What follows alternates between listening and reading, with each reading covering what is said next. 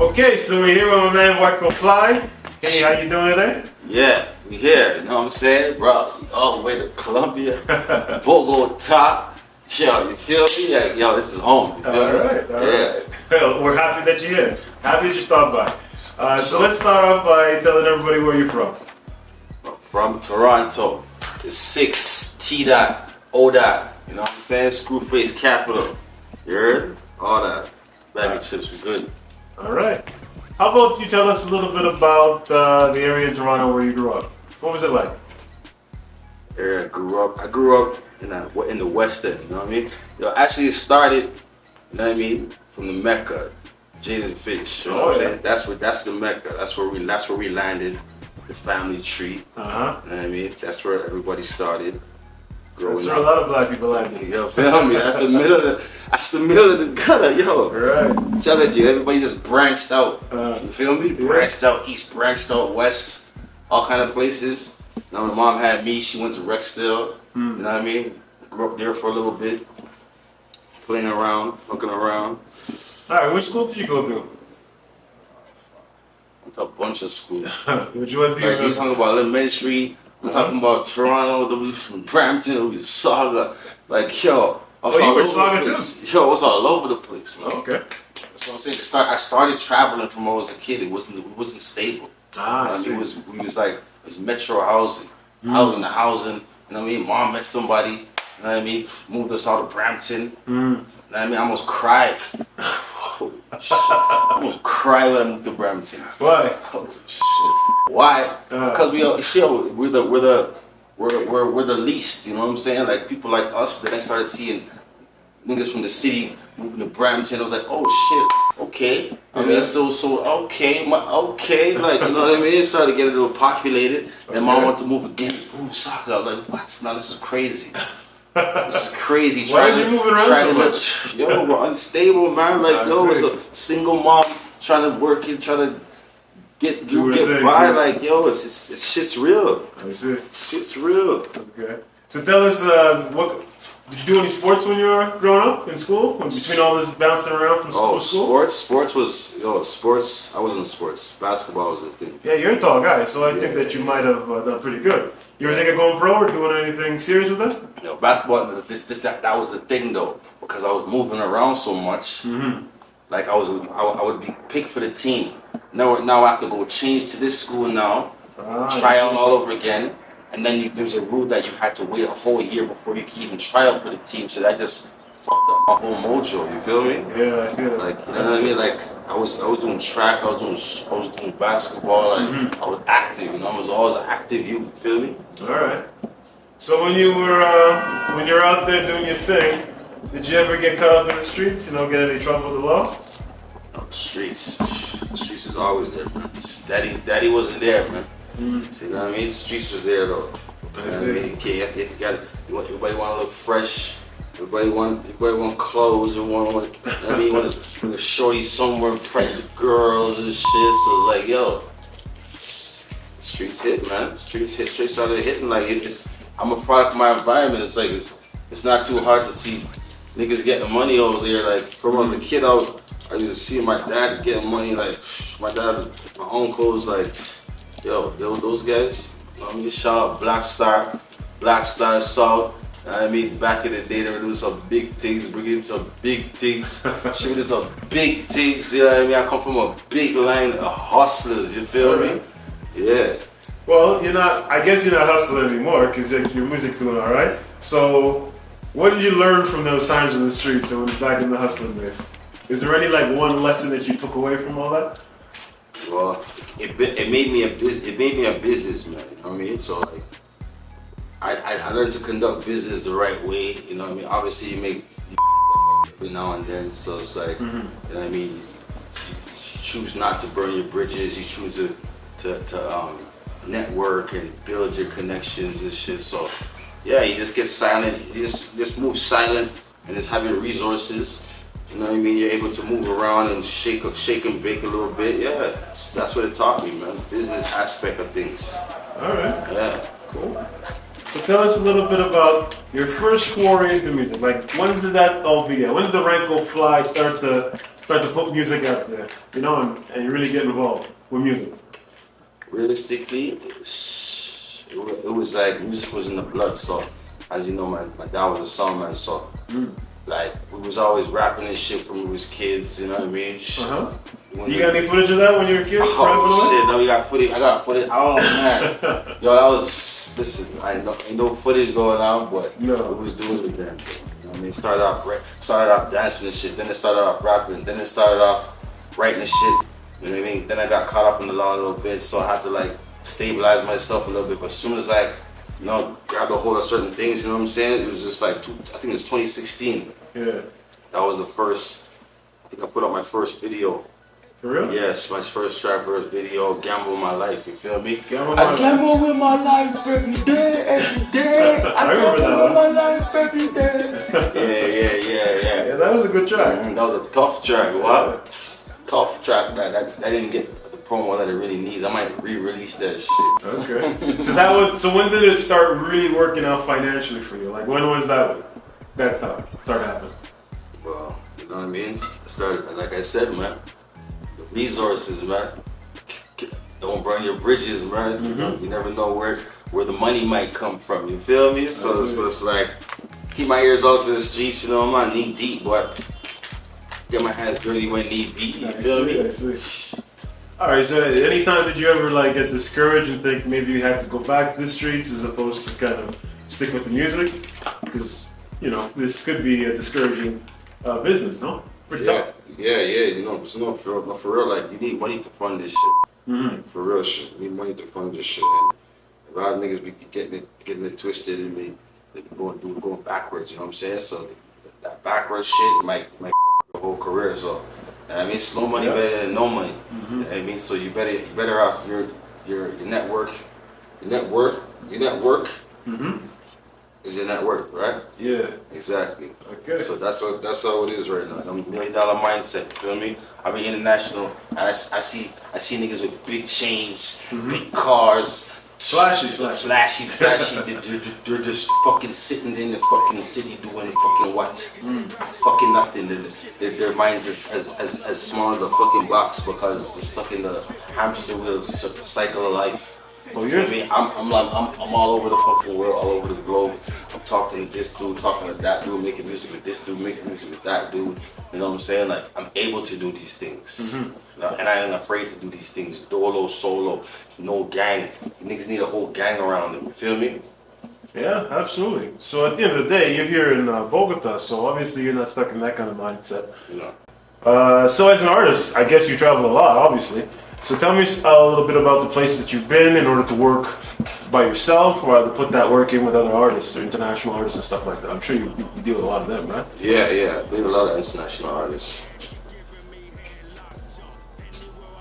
And I have them all over the globe. And I'm real picky with my music. So you're not necessarily out to work with anybody, right? No, not just like that. Like I gotta see you actually have some kind of motion. You know what I mean? All right. So how would you categorize your music? Because you know sometimes I listen to it, I'm thinking it's like hip hop, but then sometimes it hits like dance hall. So like, what is it really? Is it like hip hop or dance hop? Yo, that's a good question. You know, so that's the kind of that category that I kind of belong in, really, right? You know what I mean? So you're right. It's like a dance hop, hip hop kind of style. Like, it started with the hip hop, obviously. I'm still nice with the bars. I'm still nice with the hip hop. That's what I'm saying. I'm versatile. You get me? Like, see that Jamaican background on my nationality. You know what I mean? Big up Jamaica. Makes you real versatile. You have to be coming from Jamaica. Exactly. All right. So tell me, do you think like Toronto has its own kind of style itself, or is that the kind of a place that breeds this kind of versatile abilities? Well, Toronto's very multicultural. You know what I mean? That's what makes it so special. You can go to any neighborhood, like maybe like 15, 20 minutes away from each other, drive this nationality, that nationality. So that growing up like that definitely put me in that aspect. While like traveling put me in that bigger aspect. You feel me? Yeah. From when I was young. Absolutely. From neighborhood to neighborhood, and it started from from country to country, city to city. You know what I mean? So I just evolved with it. Yeah, I definitely think that's one of the advantages of growing up in Canada. I mean, you get exposed to so many different cultures. You're living next door, you're a Filipino person, next door is a Chinese, next door is an African. So yeah, I do understand what you're coming from because we come from kind of the same spot. Yeah. So, as a Canadian artist, I gotta ask you, what do you think about this Tory Lane situation? How he kind of threw away his entire life and his career with that shooting? Oh man, you know what I mean? Like I can't really speak on too much because I don't really know the all the circles around the whole trial and everything like that, and the whole case and whatnot. So shout out Tory Lanez, you know what I mean? Shout, because I met him before. You feel me? I know some of his people, so like I feel it for his family and stuff like that. You know what I mean? But for him to put himself in that position, man, I'm just sorry to fucking see that or hear it. And it's so unfortunate that we lost like a Toronto artist that was rising in the game. Yeah. Had a nice voice, a nice future ahead of him too. So it's like, oh man, I just have to pray for the kid. You feel me? Yeah. Yeah. All right. So how do you feel like about other artists that kind of, you know, they risk their careers because they're still kind of in the streets? It's kind of like what I call still too hood for their own good. You know, they're still kind of doing things and hustling on the down low, even when they're getting paid for when they're doing music and whatnot. Yeah, like you know what I'm saying. Like I don't know, it's kind of hard to leave the streets alone sometimes. It's like you know, the money's calling you, and you know what I mean, it's shit's so blatant. Like you know what I mean, you're around your atmosphere. You just gotta take yourself away. First thing you gotta do is take yourself away from the atmosphere. You know what I mean? Surround yourself with people that kind of doing different things, you know what I'm saying, to make revenue or income or whatever. But surround yourself with some different kind of crowd that would like kind of give you a different way of making cheddar, making bread. You know what I mean? Like the hustle's in you. You just gotta bring it to a corporate level now. You know what I'm saying? Like that's it. You know what I mean? And there's so much ways to break bread with, so much people to break bread with. You know, it's all about your charisma, your style, your energy, like, you know what I mean? Lay down a mindset, just like I said, man. Lay down a mindset. Alright. Well, would this describe as to why you're always on the road then, right? Because you're always moving, you're always touching. Shaking and baking, baby. Shaking and baking, busting out. Yeah. Alright. Definitely. So what do you feel about, obviously, the elephant in the room, Drake, and how do you feel about his music? Yeah, Drake's the number one. He's the top dog, man. Top out of the city, you feel me? Yeah. Yeah. Absolutely. Do you have any dealings with the whole overcame? Yeah, that's what dogs do, man. Come on, man. Shout out K9, you know what I'm saying? Shout out same Prezi, you know what I'm saying? Shout out Chubs. Shout out Drizzy. You feel me? Shout out the whole camp. I know the whole camp out there, man. They know me too. They know my face, man. They know me international with it. So nice. So how do you feel about that whole Drake and Rick Ross thing that's going on? Oh fuck. I don't know. This thing is kind of feudish, and you know I'm always sticking with my family. You know what I mean? T-Dot City. So we go to T-Dot versus everybody. Everybody. Fuck this. We made these niggas. We got these niggas hits and shit. Like this is a grateful out here, man. You know we brought this new style that the whole world loved this shit. You know what I mean? And they gravitated to it, trying to make some bread off of it, and they did make bread off of it. So they can't even they can't even second guess us no more. You feel me? Absolutely. Yeah. Have you ever had any artists hit you with a diss track? Diss track? No, I ain't that nigga. No? I ain't that nigga. Don't be dissing me. I don't be dissing nobody, so don't be dissing me. Alright, well if you had a diss track if you were hit with a diss track, would you hit back with a diss track yourself or no? Depends on what it was and who it was. You know what I mean? If we have to go the street way, we gotta go musically way. Like, you know what I mean? I ain't wasting my time on no jokers out here. That's it. But I still got bars to go. If it's like, you know what I mean? If it's like competitive and shit, I be with it. Okay. I got bars to put down. I'm with it. Alright, so how do you feel about that whole J. Cole apologizing after responding to the shade that was thrown his way? Oh shit. Somebody save him. I don't know. That's my dog too, J. Cole. Shit, that's my dog, man. I can't hate on J. Cole all because I love his heart. His heart is a gold. You feel me? Definitely, But, right? you know, his heart is gold. So that kind of probably led to it. You know, he said he's on a mission. He's on a journey. So I see where he's coming from. But from the hip hop perspective, like we get real like competitive. Yeah, real competitive and shit. So these things kind of hurt the hip hop community because they wanted to see the battle like ding ding ding like yo round 1, round 2, round 3, round 1 you know what I mean? So right. You know what I mean? So I don't know. He probably just felt it. Words kind of get too dangerous, and then I mean, you see them with Tupac making things. So you know what I mean? He wants to just crush it from now. He don't care what anybody gotta say, as long as his heart's feeling how he feels. He's going. You know what I mean? Up top, fresh mind, you feel me? All right. Okay, so let's switch gears a bit and get back to you. What was your favorite track that you ever produced? Like, when you did a track and you felt like, okay, God, wow, that was some bomb shit. I got some hip hop tracks that I had out. I have some of the dance hop tracks that I had out. So I don't know, it depends where I am in the world. You know what I mean? Like, it depends where I'm in the world. So is there any one that you would say is? Well, the most one that I get the most attraction to would probably be Tande. Tande. I mean, featuring Sweet that. And I mean, it's produced by Smoke Shop Studio. He's my first ever producer, engineer that recorded me, you understand? And I stuck with him from day one. He's the one who mixed down my shit. He's the one who mastered down my shit.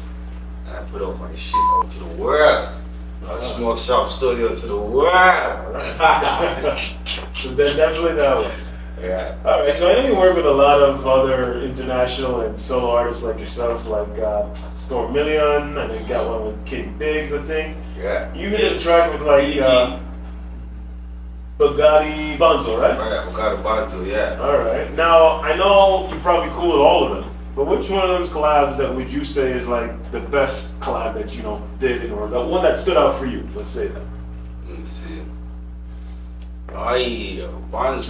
Bonzo, we did a sick track, you know what I mean? We did a sick track, it was all sexy and shit, but but we didn't drop a video for that, just shit for that.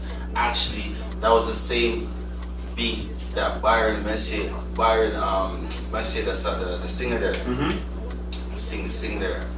He did the same instrumental, and he shot down to the world now. Now it's a big song. Really? Yeah, that one there? Yeah, that's what we did. Me and Bonzo, but we didn't work with them. Biggs, we shot the video in Portugal. We have a worldwide song coming up, you know what I mean? Stay tuned.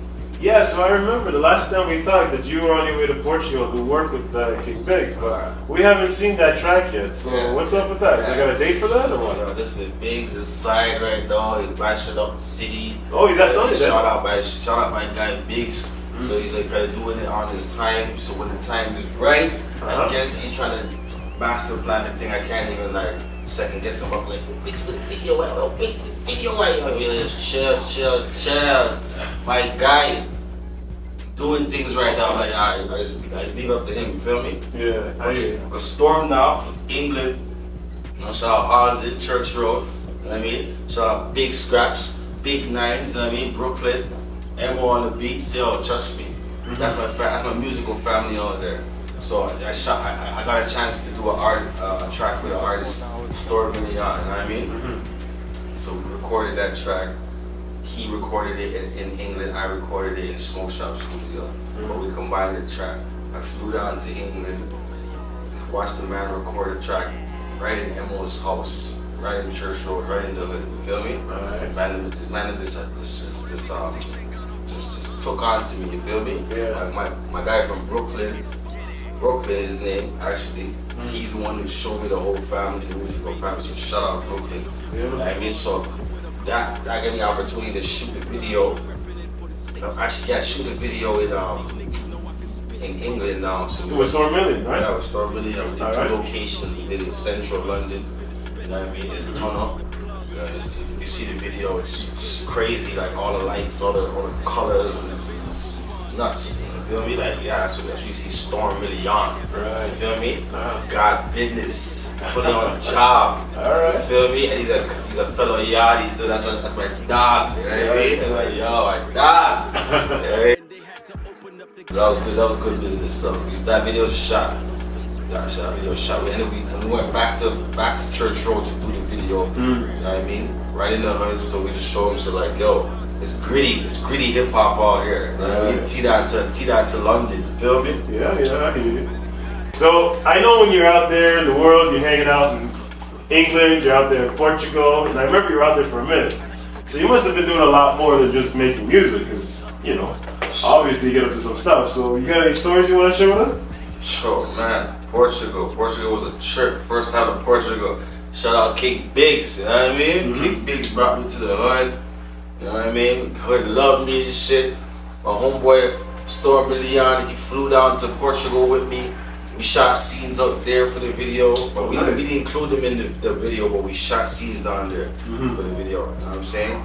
Went down there. Next homie from England saw us down there, flew down there. Shout out Shaft. So it was like a couple of English guys out there. Portugal, we're in the hood, having drinks and shit. Went out a couple bit. Yo, lit.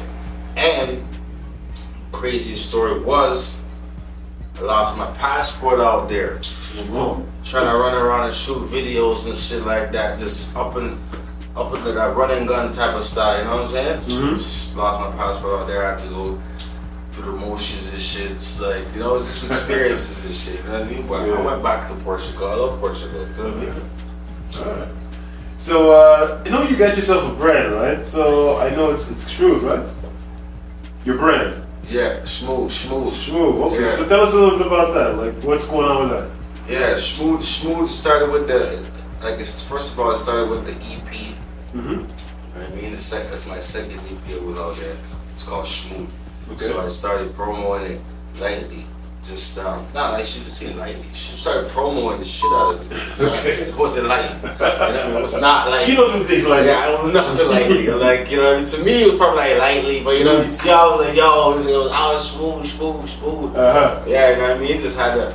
I took that little style off of the Bobby Shmurda style, you know what I'm saying? It was like, yeah, you know what I mean? The Shmurda, smooth, you know what I mean? It was just a feeling, you know what I'm saying? So shout out to Shmurdas, shout out New York, shout out Brooklyn, because it's Brooklyn based, you feel me? But it's like, you know what I mean? Kind of inspired, like, you know what I mean? Like, you feel me?